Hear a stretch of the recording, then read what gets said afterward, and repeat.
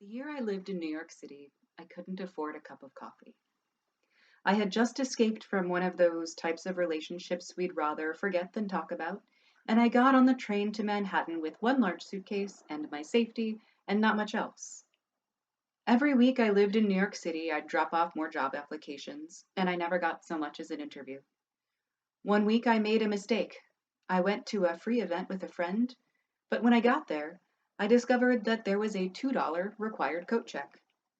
Those $2 meant that my wallet was empty when I tried to get on the subway the next morning. That day, I walked 8 miles to my support group meeting.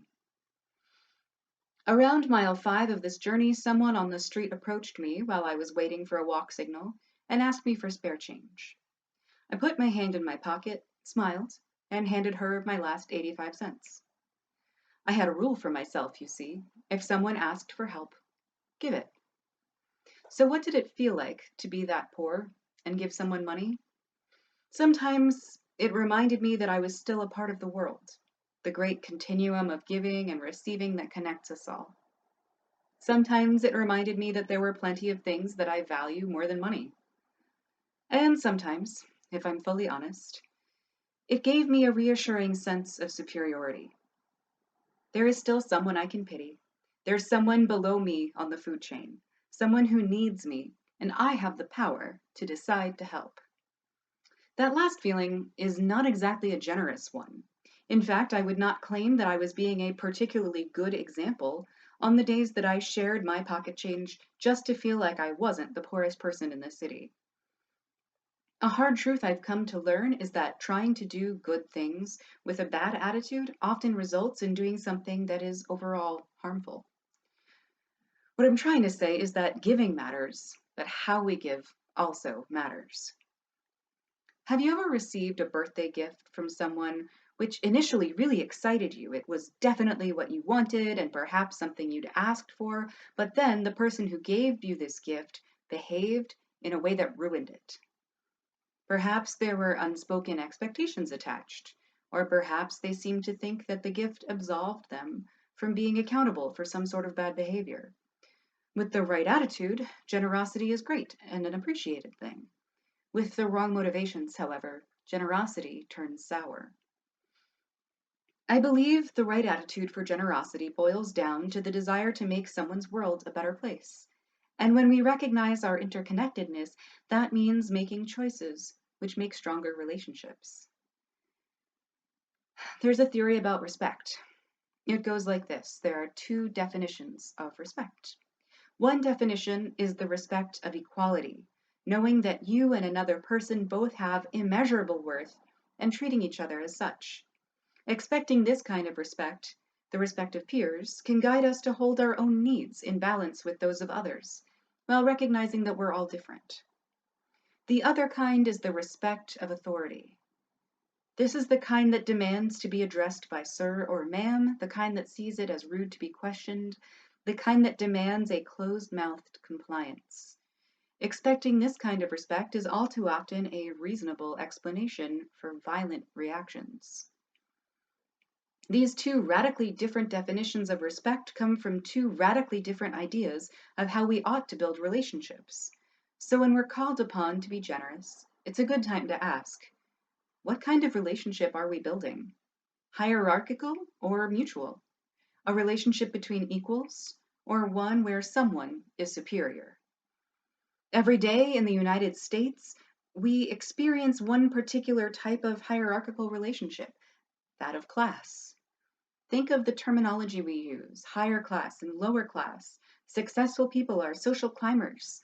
The people on top are the super wealthy. The people at the bottom are the working class. And below working class, well, it's no surprise that in such a cultural context, donating capital resources is a unidirectional act. But wait, that sort of status is earned, right? After all, the people making all that money did so by working hard. There's only so much you can expect people to give up. They deserve to enjoy the fruits of their labor.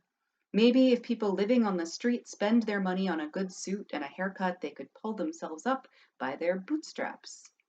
Well, here's what 7th grade teacher Joseph Capehart has to say about that in their recent viral TikTok video. All right, baby, let's talk bootstrap theory. It's the idea that regardless of your position in life, through hard work, you can achieve prosperity in this country. Now, I often hear it in response to people who are talking about feeling held back due to their identity or circumstance. In response to the harm someone's experiencing, bootstrap theory is offensive. At best, it fails to be meaningful for a few reasons. One, history matters. There are decisions that generations before us made that affect our present circumstance. Ain't nobody born with a blank slate. Two, policy matters. There are policies in place that make it difficult for some people to thrive where they're at. Three, others' perception of us matter, whether through fear, unconscious bias, or actual violence. There are people like our trans siblings that have to worry about being attacked and killed in the streets on the daily. Now, there are laws that try to help in these areas, but they're not always successful. And sometimes they're purposefully hindered from being successful by those who would rather protect what they have than consider the good of their neighbor. Folks hear this and they're like, life ain't fair, you gotta do what you gotta do. But what if instead we said, life ain't fair, let's do what we gotta do to make it more fair? Some of y'all get so up in arms because you pulled it out the mud. You fought for what you got, but my love, you shouldn't have had to. You overcame odds that were stacked against you. That's amazing. But don't romanticize struggle so much that you fail to see the ways that this country is letting people down.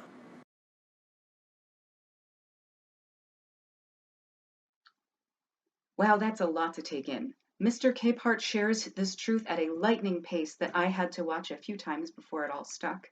So let me re-emphasize a few points. History matters. Policy matters. Other people's perceptions and actions matter. Sometimes we're purposefully hindered from being successful by people who would rather protect what they have or acquire more than consider the good of their neighbor. And the part that hit me right in the feelings, life ain't fair. Let's do what we gotta do to make it more fair. Don't romanticize struggle so much that you fail to see how this country is letting people down. Because truly, in this country, it takes so little to lose everything. We've bought so deeply into the idea of worth by merit that statistically most of us are just one injury or illness away from total bankruptcy. What separates a middle class person from an unhoused person? Well, in many cases, it's the luck of the draw. Circumstances of birth, neurotypicality, physical ability, upbringing, age, race, gender, appearance, country of origin, all have a far greater impact on someone's economic prospects than any choice a person will ever make. So when it comes to the things that we do have agency over, there is fundamentally very little difference between the CEO and the sandwich maker. And one of those few things that we actually do get to control is how we choose to be in relationship with each other. Lee Barker, former president of Meadville Lombard Theological School, is often paraphrased by the student body in regards to choices. Would I rather be right or would I rather be in relationship is a phrase that echoes through the halls on campus. I think that that distinction has some interesting implications when it comes to generosity. Thinking arbitrarily, charity is right. I won't argue with that. But if we have a choice, what puts us more in relationship? What is even better than the rightness of charity? One relationship building alternative is mutual aid. Radical activist Dean Spade breaks it down like this. With charity, the members are donors. In the mutual aid model, members are the people participating and making decisions. Charities tend to get run by professional teams in closed board meetings, while mutual aid projects are run transparently by volunteers invested in each other's survival. Charities follow the rules laid down by existing, flawed, and inequitable power structures. Mutual aid projects rely on unregulated sources of capital and voluntary labor. Charities help people conditionally and in a way that enables survival or mobility within the existing system, whereas mutual aid projects distribute resources without expectations or conditions, while working to restructure the social landscape and flatten hierarchies. In a mutual aid context, everyone is expected to participate in both giving and receiving. It's very difficult to see oneself as more or less important than another person when you're both taking home food from the same pantry. In seminary, we're often challenged to define what faith means. My personal definition is this: faith gives us the means to temporarily travel directly from surviving to thriving without having to pass go or collect $200. Similarly, a faith community is the place in which we can be temporarily exempt from the laws of that hierarchy of scarcity we were all born into, receiving and contributing resources as we need. I believe the church should be a place where we can reorder society on a minute scale to short circuit the systems that create economic and class inequality in our larger society. Obviously, this is an aspirational model. Many faith communities do a decent job of living up to this goal, but in certain ways fall short, and that includes our church.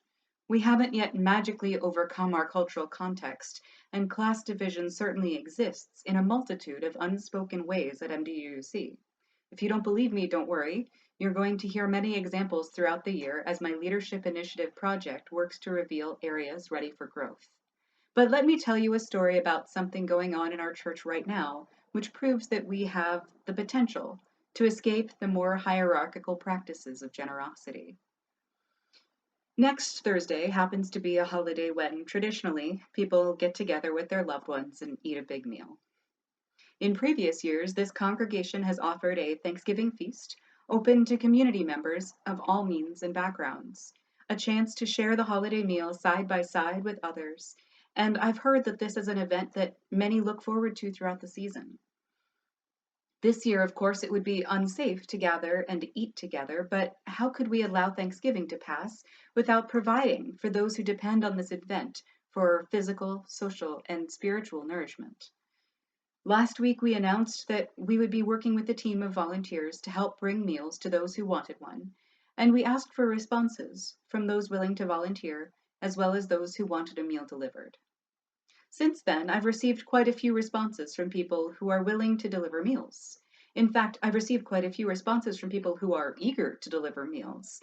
Several of you wrote to me that it would mean a lot to be assigned some deliveries. Being of service during this holiday season is deeply meaningful, during a year when days have often felt meaningless.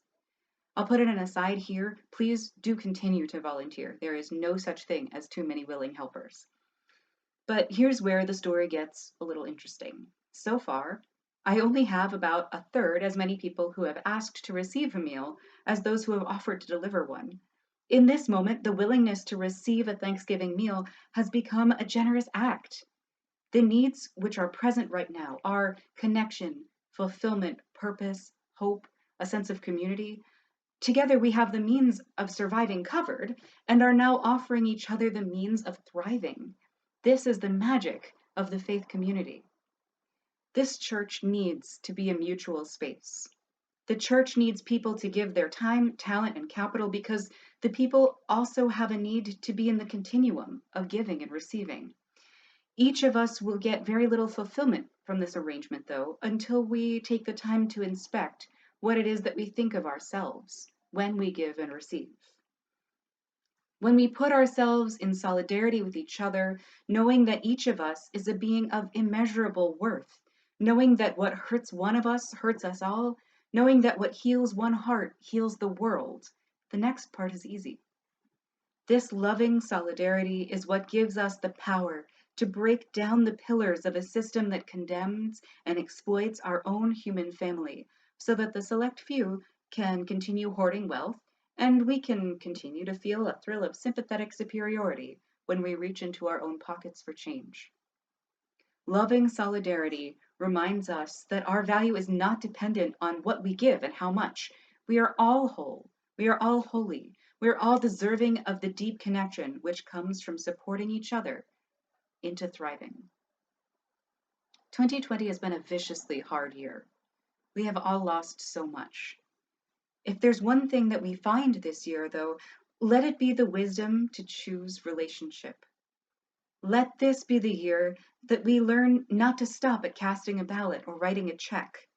Let this be the year that we start to learn the deep satisfaction of living in solidarity and mutuality.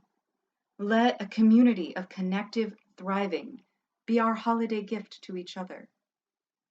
My prayer for 2020 is that we recognize that sharing our needs is as valuable as sharing our goods.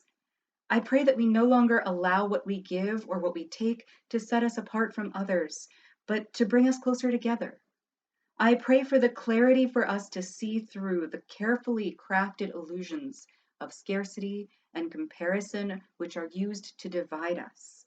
I pray that we reach out for each other as though for a sibling, a cousin, a dear friend, knowing that what happens to the least of us happens to us all. I pray that no one is forgotten.